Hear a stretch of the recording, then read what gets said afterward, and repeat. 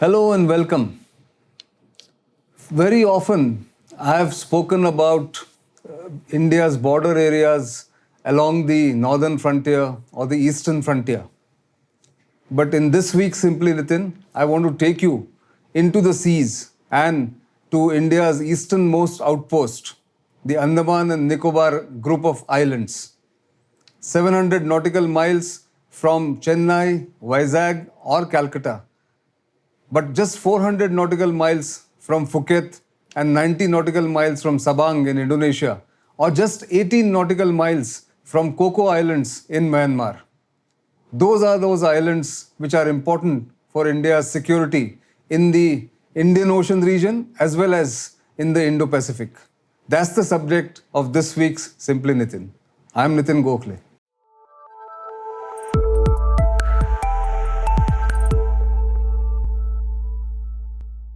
So the Andaman Nicobar Islands have been far away from the consciousness of Indians for most parts of the 20th century. But after air connectivity improved in the last 10 years or so, many Indian tourists at least have been going there in large numbers. But the importance and the location of the Andaman Nicobar Islands is not well understood by most Indians because the islands look very small on the map. If you look at the map, they stretch from north to south about 420 nautical miles. The northernmost island is the Landfall Island, just 18 nautical miles from the Coco Island, which belongs to Myanmar. And the southernmost tip, the Indira Point, is just 90 nautical miles away from Sabang in Indonesia. But when you look at the islands on the map, they look small dots on the large map of India, because India itself, the peninsular India, is a large mass of land, and therefore the islands look very small. But their importance is very big in India's security and strategic construct. And I'll tell you why. It lies, as I said, very near the Far Eastern and Southeast Asian nations. It is, as I said, just 400 nautical miles from Phuket, and it sits astride the 6-degree channel in the Indian Ocean, which is one of the major sea lines of communication for world trade and the Chinese traffic to and fro coming from China.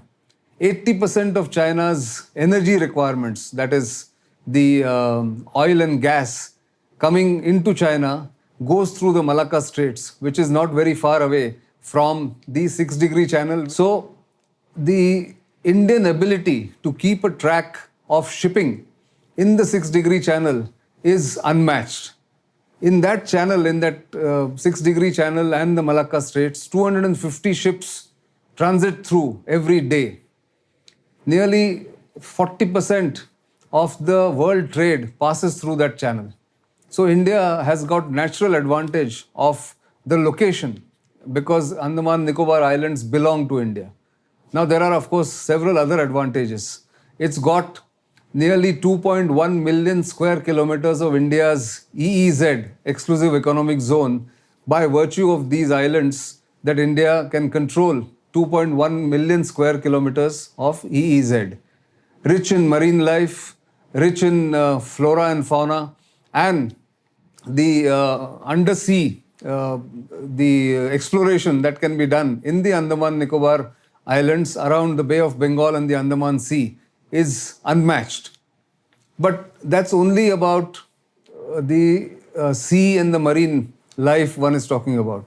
If you look at the Andaman Nicobar Islands from the strategic and security point of view, it gives India the advantage of projecting military power into Malacca Straits, Southeast Asia, and the Indian Ocean, or the new construct, the Indo-Pacific. Andaman Nicobar Island has been variously called the unsinkable aircraft carrier for India, that India can base fighter aircraft in Campbell Bay or Car Nicobar Islands, and then from there take off to go into Southeast Asia or go into Southern Indian Ocean. But that notwithstanding, India has also got the distinction of having its first truly tri-service command based and named after Andaman Nicobar Islands. The Tri-Service Command, established in 2001, is called the Andaman Nicobar Command.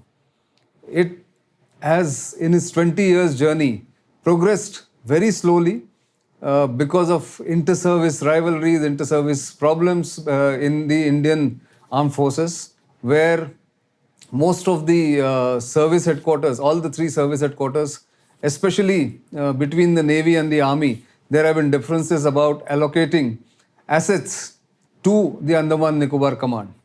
But with India taking a huge step in appointing the Chief of Defence Staff and now taking baby steps towards theaterization for the Indian Armed Forces, the importance and the crucial aspect of the Andaman Nicobar Command will be utilized by the new system or the new structure that will come through.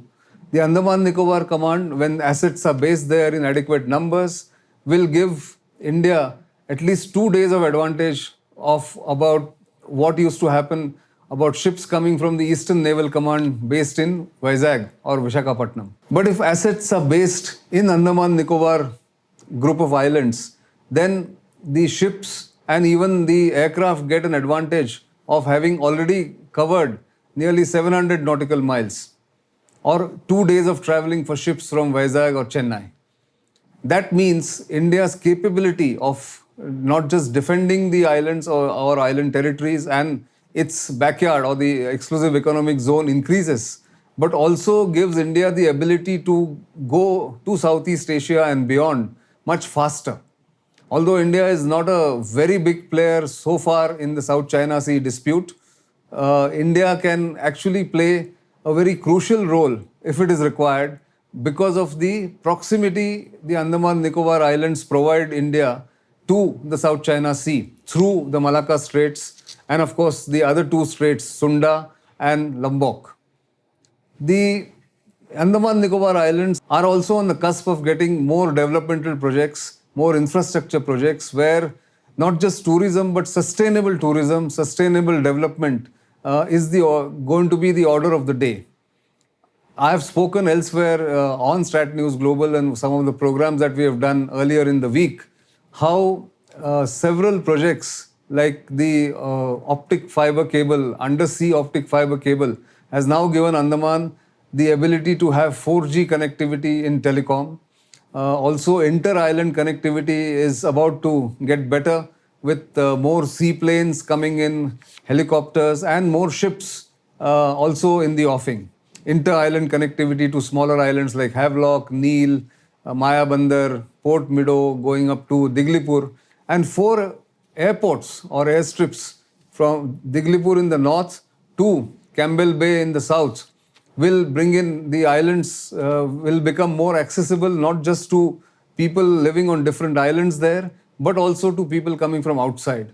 There is a plan, big plan for a transshipment hub at Great Nicobar, which will rival, perhaps in years to come, the Colombo port, which has been in the news and in controversy of late, where 70% of the traffic in the Colombo port is either coming to India or going from India. That can get diverted to Great Nicobar transshipment hub when it comes. That apart, Andaman Nicobar Islands also give India the ability to develop tourism facilities which are at par with tourism facilities in places like Bali, Phuket, or even in Sri Lanka. But that should be done in a calibrated manner, not harming the ecology, not harming the environment. And the Niti Aayog has been entrusted with planning for the development of Andaman Nicobar Islands. The Grand Trunk Road connecting Port Blair to the northernmost island in the Andaman group of islands is about to get the ability to have an all-weather road because 2 main bridges over the 2 straits, or where 2 places where the ships had to transport the cars and the vehicles earlier, will get 2 bridges there, and therefore the transshipment will not take place anymore and there will be a smooth journey from Port Blair up north. Once that comes, there will be more connectivity. People will be able to travel more freely and faster to Port Blair and beyond. So that's one big project. Then there are, of course, projects for, as I said, big resorts in various islands. There is also the Udan scheme, Ude Desh Ka Aam Admi, Aam Nagrik, which is under the Civil Aviation Ministry. That will get a boost for air connectivity in the Andaman Nicobar Islands. But overall, it has to be a balance between India's security needs and India's sustainable development goals as far as Andaman Nicobar Islands are concerned.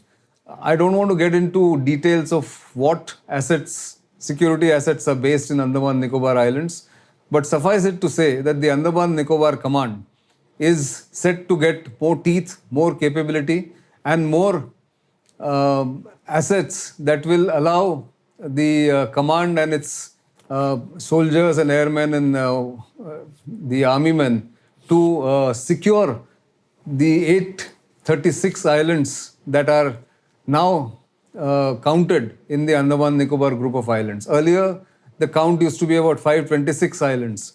But 2 years ago, there was a census and there was a survey done by the ISRO. Now the number of islands in this group of islands has gone up to 836. Only 31 of those islands have been inhabited by people or there is population on those islands. Rest are empty and therefore India has to do a lot of work in securing those islands so that no inimical elements, no adversary of India takes advantage of these empty islands and comes and occupies any of these unoccupied islands. Now, that's a major challenge for the Andaman Nicobar Command, and for that, several other measures are being taken. Radars are being put in place, surveillance has been increased, intelligence network is being put in place, and the tri-service synergy is coming to the Andaman Nicobar Command in a big way, given the fact that synergy and jointness is the new mantra for India's armed forces. Under the Chief of Defence Staff and the upcoming theaterization, the Andaman Nicobar Command will play an important part in guarding India's eastern shores. It is already regarded as India's eastern sentinel or a springboard to India's forays into Indo-Pacific or the gateway to Southeast Asia and beyond. So this time when I travelled last week, I was in Port Blair to understand what's happening, what is new in Andaman Nicobar Islands and the Andaman Nicobar Command. This is something that I gathered and I thought I'll share this with you on this episode of Simply Nitin. But remember, unless you visit the place, you will not understand the beauty of the place, the importance of the place and the location of the Andaman Nicobar Islands, which is so crucial for India's securing a larger EEZ as well as India's forays into the Far East and Southeast Asia, as I've been mentioning throughout this program. So do visit Andaman Nicobar Islands. Make it a point to go to distant islands, not just to Port Blair, and then you will yourself know what they mean for India. That's all I have this time, but do keep watching StratNews Global and of course Simply Nitin every Saturday.